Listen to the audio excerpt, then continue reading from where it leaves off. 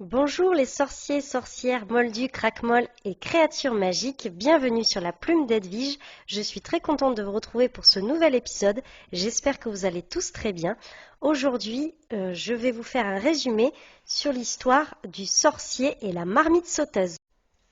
Le sorcier et la marmite sauteuse, c'est l'histoire d'un vieux sorcier bienveillant qui utilisait sa magie avec sagesse et générosité au profit de ses voisins moldus.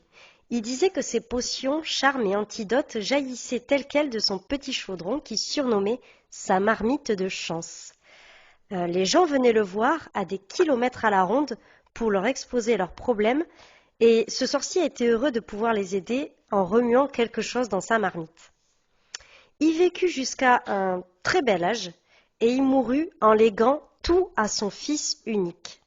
Son fils, il était complètement différent de lui parce que, à ses yeux, ceux qui ne pouvaient pratiquer la magie, c'étaient des bons à rien, et il reprochait à son père cette habitude de dispenser leurs voisins d'une aide magique. À sa mort, le fils y trouva caché à l'intérieur de la vieille marmite un petit paquet avec son nom dessus. Il pensait y trouver de l'or, mais c'était une unique pantoufle, douce et épaisse, trop petite pour lui.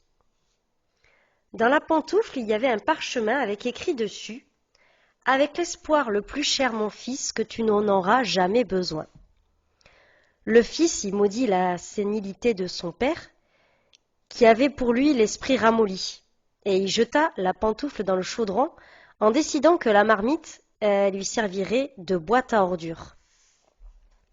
Cette même nuit, une paysanne lui frappa à sa porte en demandant au sorcier un cataplasme pour soigner les éruptions de verrues de sa petite fille, comme son père le préparait. Le sorcier lui dit « Allez-vous-en, qu'ai-je donc à faire des verrues de votre marmaille ?» Et il lui claqua la porte au nez. Des bruits de cliquetis et de martèlements sonores retentissent de la cuisine. Le sorcier va dans la cuisine et il se rend compte que la vieille marmite de son père a un pied unique en cuivre. Il constate que la marmite, elle saute sur place et elle est remplie de verrues. Il essaye de la faire disparaître, de la nettoyer et de la faire sortir de la maison, mais rien à faire. Aucun sortilège ne peut l'aider. Elle saute derrière lui et elle le suit jusqu'à son lit. Elle le suit absolument partout. Cette nuit-là, il n'a pas pu dormir parce que les bruits de la marmite l'ont réveillé sans cesse. Le lendemain, alors que le sorcier était en train de prendre son petit déjeuner, il y a un vieil homme qui est sur le seuil de la porte et qui prétend que son âne était perdu ou volé, et que sans lui, il ne pouvait pas vendre ses marchandises, sans quoi, sa famille, elle aurait faim ce soir, elle ne pourrait pas manger. Le sorcier, bien sûr, lui claque la porte au nez. La marmite, alors, elle se met à braire et à faire des gémissements affamés. Le sorcier, il n'a pas pu faire taire la marmite, et la marmite le suit partout en braillant comme un âne, en gémissant et avec des bruits de cliquetis.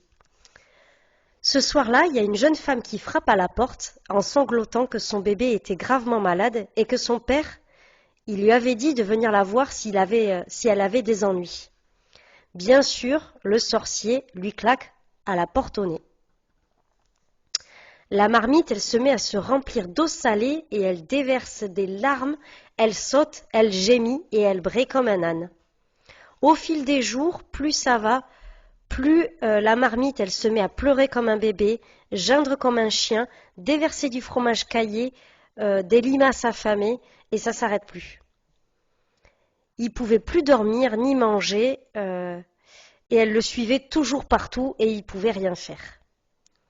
Il pouvait plus la supporter davantage, alors dans la nuit, sur la route qui mène au village, il s'écria « Venez m'apporter tous vos problèmes, tous vos ennuis, tous vos malheurs. Venez, je vais vous guérir, vous remettre sur pied, vous réconforter, vous guérir et vous remettre sur pied.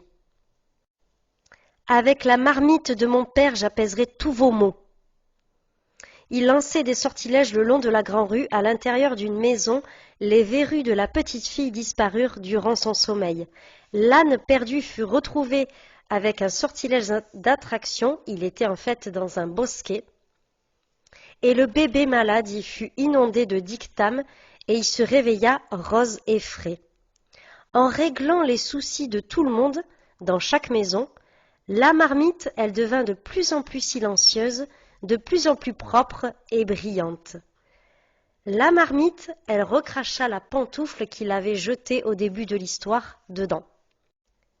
À compter de ce jour, le sorcier décida d'aider tous les villageois moldus comme son père l'avait fait avant lui, de peur que la marmite se remette à sauter. Voilà les sorciers, sorcières, moldus, craquemolles et créatures magiques. J'espère que cet épisode vous a plu.